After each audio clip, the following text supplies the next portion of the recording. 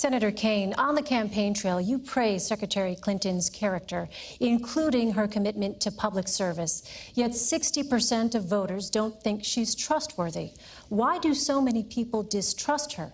Is it because they have questions about her emails and the Clinton Foundation? Elaine, let me tell you why I trust Hillary Clinton. Here's what people should look at as they look at a public servant. Do they have a passion in their life that showed up before they were in public life? And have they held on to that passion throughout their life, regardless of whether they were in office or not, succeeding or failing?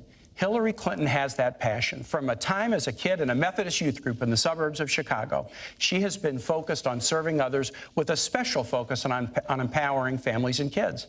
As a civil rights lawyer in the South with the Children's Defense Fund, First Lady of Arkansas and this country's Senator, Secretary of State, it's always been about putting others first. And that's a sharp contrast with Donald Trump. Donald Trump always puts himself first. He built a business career, in the words of one of his own campaign staffers, off the backs of the little guy.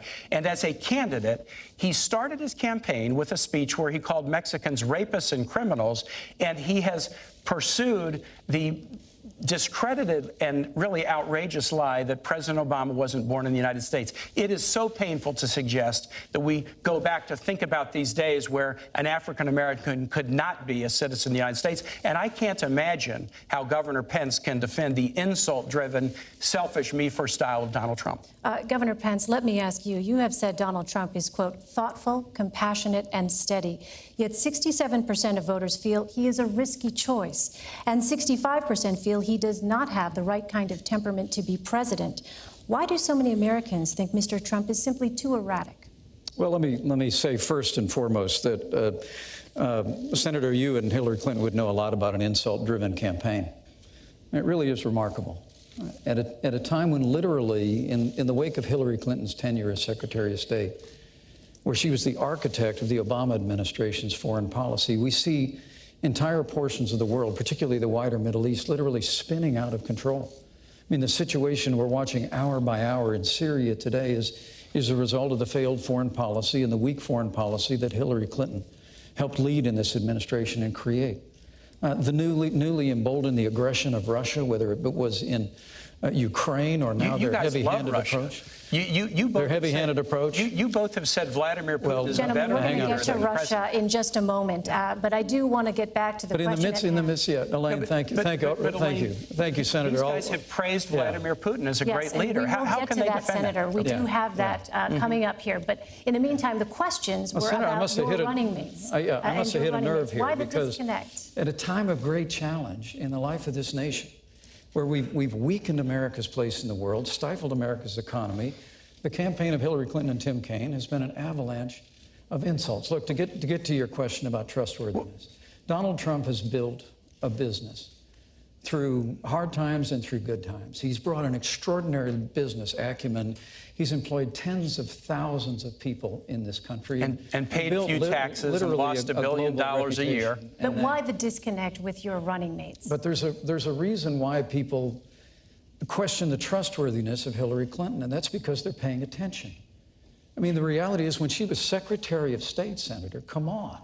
She had a Clinton Foundation accepting contributions from foreign governments. You are Donald Trump's apprentice. Let me talk about this Senator, issue I think I'm still on my time. Well, isn't this a discussion? This is our open discussion. Senator, let's talk about the state of the world. Let me interrupt you and finish my sentence if I can. The Clinton Foundation accepted foreign contributions from foreign governments and foreign donors while she was Secretary of State. Okay, now I can weigh in. She had a private server I get to weigh in that now. was discovered to keep that pay-to-play process you have an opportunity out of the reach of the Governor public. Pence doesn't think the world's going so well, and he, is going to say it's everybody's fault. Do you?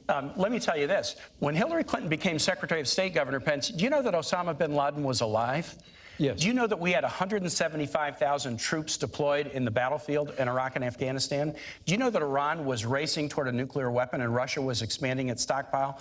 Under Secretary Clinton's leadership, she was part of the national team, public safety team, that went after and revived the dormant hunt against bin Laden and wiped him off the face of the earth. She worked to deal with the Russians to reduce their chemical weapons stockpile. She worked a tough negotiation with nations around the world to eliminate the Iranian nuclear weapons program without firing a shot. Eliminate the Iranian nuclear weapons Absolutely, program. without firing a shot. And instead of 175,000 American troops deployed overseas, we now have 15,000. Right, and these are very, very. And Iraq has been overrun by ISIS. Because Hillary Clinton failed to renegotiate. More American troops in Iraq, you can propose that. Hillary Clinton failed to renegotiate a status of forces agreement. No, that is incorrect. Gentlemen, And so we removed all of our troops from Iraq, and ISIS was able to be conjured up in that vacuum But I'd like to correct. and overrun vast areas of Iraq. President Bush said we would leave Iraq at the end of 2011.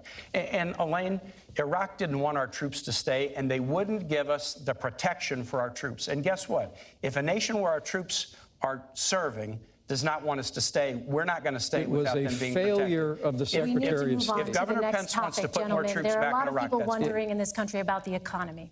Right. Let's turn to the issue of the economy.